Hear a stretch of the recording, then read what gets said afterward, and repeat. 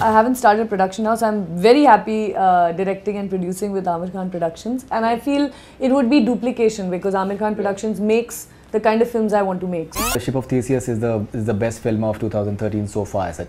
So does it make you feel good? Yes, I mean it makes me feel great. I mean, and I certainly agree with everyone. This is a landmark film. From a writer who has written the dialogues for Kyunki Saas Bhi Kabhi Bahu Thi, Anand Gandhi, the director of the film. That's quite a revelation, actually. Yes, that is a revelation. In fact, I was quite intrigued also when I read about that. Hi, I'm Kiran Rao, and you're watching BollywoodHungama.com.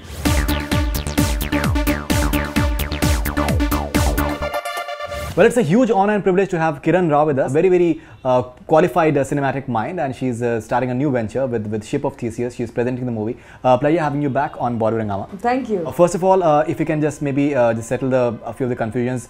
You've not started a production house per se. This is primarily you're presenting a movie. That's about it. That is correct. I haven't started production now, so I'm very happy directing and producing with Aamir Khan Productions. And I feel it would be duplication because Aamir Khan Productions makes the kind of films I want to make. So I'm only presenting this film because I thought I could lend my name to something, expertise to something, and help it get release, which it certainly deserves. Right. So what exactly will the title credit role like in the movie? It'll be Kiran Rao Presents. Kiran Rao Presents. That's about it. It's just me, the individual, the person, right, and the goodwill, whatever little goodwill I have, whatever people associate with me, the credibility I might have, which right, I would like to lend to this film to give it a leg up, a little support and get it some attention.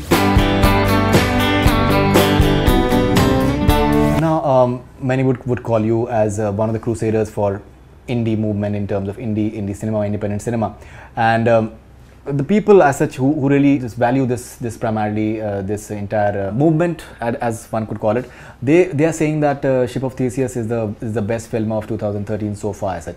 So does it make you feel good? Because I think the movie already had been launched in 2012, I think Toronto Film Festival, That's but it's right, not had a proper release in India. That's right. Yes, I mean it makes me feel great. I mean, and I certainly agree with everyone. This is a landmark film. I really feel it's a film that we can all as Indians feel very proud of, because we don't see films with this kind of content, this kind of cinematic language release in our theatres. And so I was even more keen that, look, it's a film that, yes, if you go to a festival you might get to watch, but what about if I've missed the festival?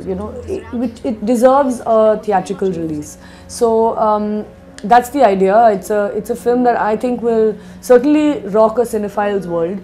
Anyone who loves cinema, anyone who loves stories, loves art, loves culture, is bound to get something out of this film. Whether right, it's very layered also. Everyone may not get everything or may not like everything about any film, but certainly it has so many layers, so many facets, that it's bound to appeal to its audience. What about the violence you are committing on yourself by not taking medication?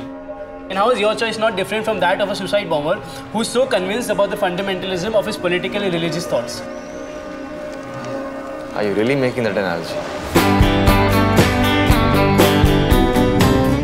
Camera work looks outstanding, especially at times it looks very stylish, but at the same time it becomes like very handheld.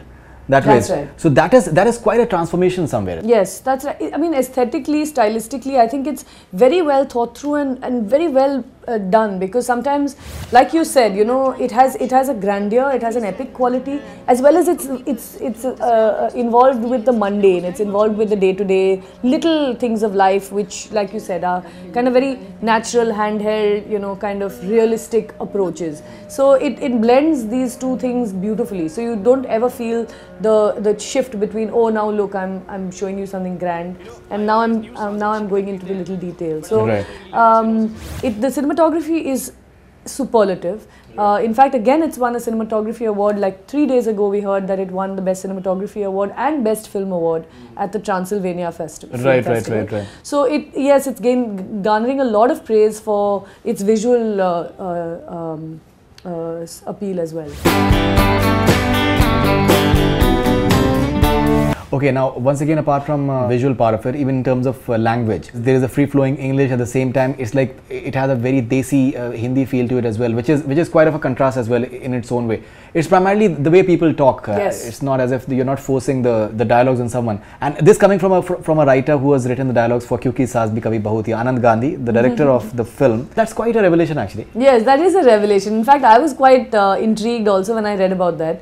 Anand wrote these soaps, I think, some 10, 12 years ago when he was really young. He's a very young filmmaker even now, but he wrote them before he was even 20. So I think it was the time when he was cutting his teeth and, you know, exploring the world. So this was also one of the things he did, and I'm sure it gave him an insight into a different kind of way of telling stories. Absolutely. But you're right. I mean, in dialogue, I think it's one of the few films that manages, because it's a film that also has a lot of, it has a great philosophical heft. You know, it's in its thought-provoking kind of dialogue. It is also extremely conversational. So it takes a lot of skill to write dialogue the way Anand has written it, and like you said, it goes from one language to the other with great ease. You know, you don't feel it so much. We've taken a decision to actually subtitle the entire film in English the way it is in the international versions wherever it's travelled, because we felt that there's so many details in the conversation that people would enjoy, which they might miss, that we would like them to have the subtitles, you know, because some things in the when the conversation is going quickly you might miss, and actually there's the dialogue is really juicy, so we wanted people to have the maza of the dialogue. Absolutely. You know, I always knew sadhu chipkar peete hain, but unfortunately liver cirrhosis is going to give you away. You know, it should have been more to do with intoxication than with drinking. Theseus, primarily, it was a Greek hero, and the qualities of a traditional hero such as strength and courage. He was also intelligent and wise. Somewhere that is the I think the metaphor that they're taking, Ship of Theseus, someone who's intelligent and courageous. Because I believe the protagonist in Watford is a girl who's a blind girl, and she actually is a photographer. Yes, actually she is one of the protagonists. One of the protagonists. There are three. Right. There are three different stories, and they all connect up at the end of the film.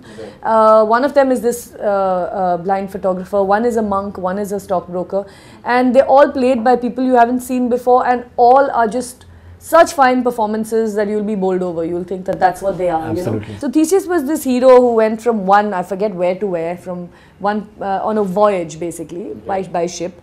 And the voyage took many years, and in the course of that voyage, you know, different parts of the ship were breaking down, the planks were getting rotten, etc. So every time a plank needed repair, a new plank was put in its place. By the time he reached the other country, every single part of the ship was new. Right. It had been replaced slowly over time, so that the ship that actually left from one port was completely a new ship by the time it arrived at another place. So the question is it still the same ship? Is it still the Ship of Theseus? Or is it, if all those planks that were rejected, if they were used to make another ship, would that be the Ship of Theseus? Okay. One of the questions it asks is, are we still the same person we were yesterday or 10 years ago? Okay. Am I still the same Kiran I was before Azad was born, before I made a film, before I, you know, started working in film? We change every day, and still we retain something that is uniquely us. So, that's one of the questions that it deals with. So the Ship of Theseus is a paradox that actually talks about life and how we live it and who we are, and questions of identity and belonging and the environment that we live in, all rolled into this one. Great.